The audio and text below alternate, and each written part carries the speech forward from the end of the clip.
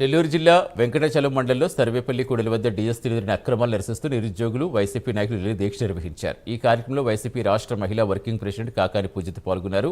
దీక్షలో పాల్గొన్న యువతను విద్యార్థులను అభినందించి దీక్ష విరమింపచేశారు మాజీ మంత్రి కాకాని గోవర్ధన్.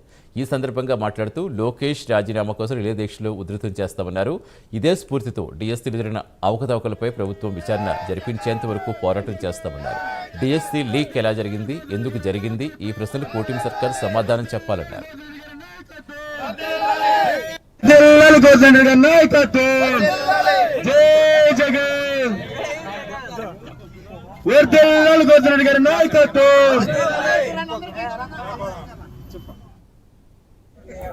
డిఎస్సి అవకతవకలకు సంబంధించి రాష్ట్ర వ్యాప్తంగా వైఎస్ఆర్ కాంగ్రెస్ పార్టీ ఇప్పటికే అనేక నిరసన కార్యక్రమాలు చేపట్టడం జరిగింది.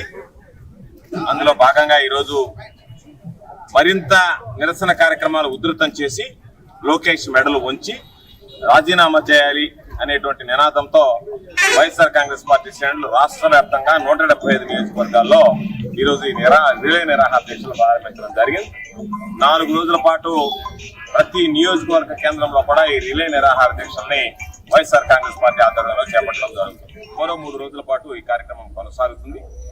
జిల్లా వ్యాప్తిగా వేలాది మంది ఈరోజు ఈ కార్యక్రమంలో పాల్గొని జయప్రదం చేసినందుకు ప్రతి ఒక్కరికి హృదయపూర్వకమైనటువంటి ధన్యవాదాలు తెలియజేస్తూ జగన్మోహన్ రెడ్డి గారు ఇచ్చినటువంటి పిలుపుకి ఎంత పవర్ ఉంది అనేటువంటిది ఈ రోజు రాష్ట్ర వ్యాప్తంగా జరిగినటువంటి దీక్షలో ఒక ఉదాహరణ.